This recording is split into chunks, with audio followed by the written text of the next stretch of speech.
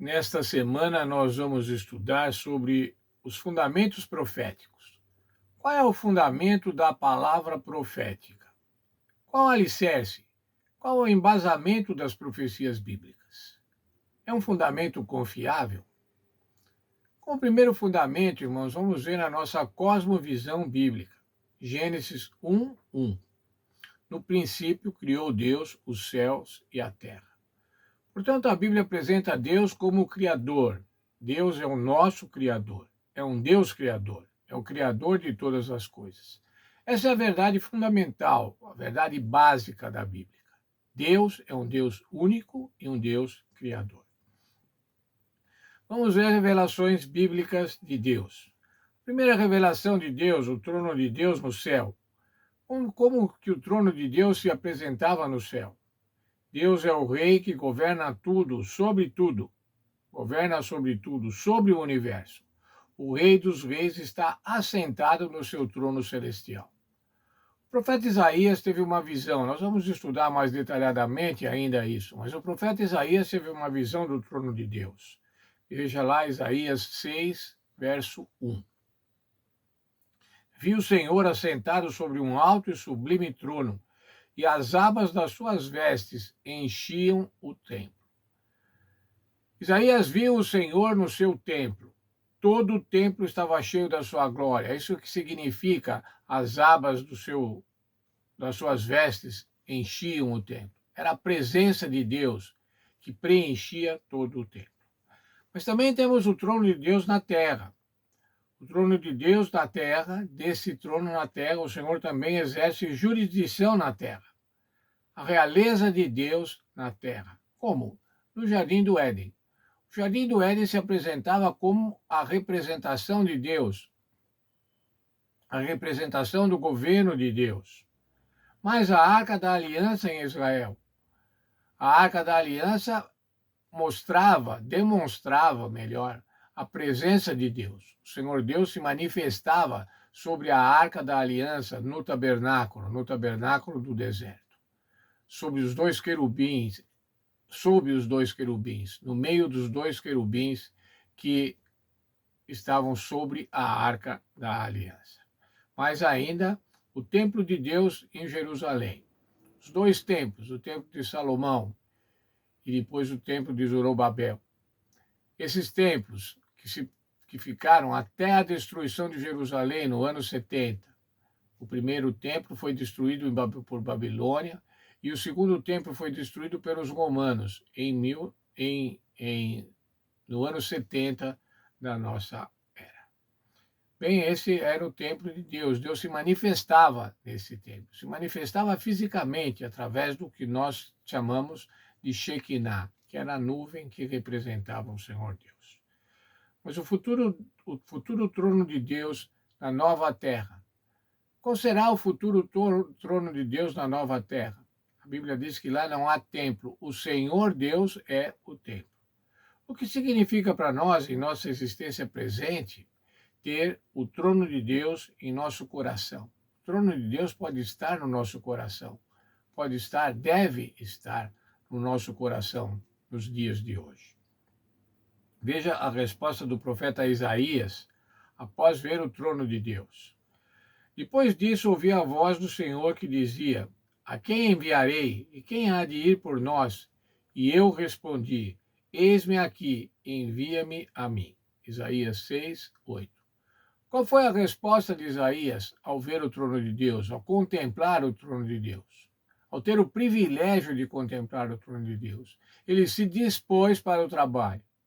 Se dispôs para o trabalho após ter os seus pecados perdoados. E o Senhor perguntou: A quem enviarei? E ele prontamente disse: Eis-me aqui, envia-me a mim. Essa deve ser, irmãos, a nossa resposta também para Deus. A quem ele vai enviar? A nós. A quem ele vai enviar hoje? A quem ele vai enviar para mostrar para o mundo o seu caráter? Para mostrar para o mundo o plano da salvação? A quem ele vai enviar? A nós. E nós devemos responder: Eis-me aqui, envia-me a mim. Nessa semana nós vamos avançar no estudo das visões sobre a sala do trono.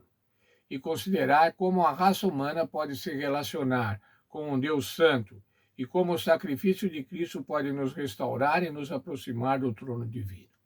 Como nós, pecadores, podemos chegar próximos a um Deus santo? Como podemos nos aproximar de Deus? Quando nós chegamos a Deus, como os profetas que vamos estudar nesta semana, viram Ezequiel, Isaías, João, quando nós chegamos a Deus, percebemos com toda a intensidade a nossa total inadequação, a nossa total incapacidade de nos aproximarmos de Deus, o nosso total pecado, o nosso total pecado, o nosso caráter, como nos achegar perto de um Deus santo. Deus planeja nos restaurar, não apenas como indivíduos, mas também como povo, para que mais uma vez revelemos a sua glória ao restante da criação. O Senhor quer restaurar cada um de nós. O Senhor quer restaurar cada ser humano. Mas não é somente uma restauração individual. Essa restauração individual, o conjunto dessas restaurações individuais, resulta numa restauração coletiva, numa restauração de um povo que deve demonstrar a glória de Deus, o caráter de Deus a toda a criação.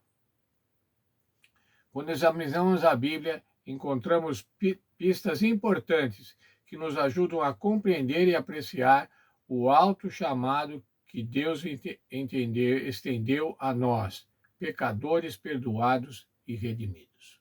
Veja, o Senhor se utiliza de seres humanos, pecadores, mas que foram redimidos pelo sangue de Cristo, e ele chama da mesma maneira que chamou a Isaías: a quem enviarei? A rebelião humana terminará para sempre.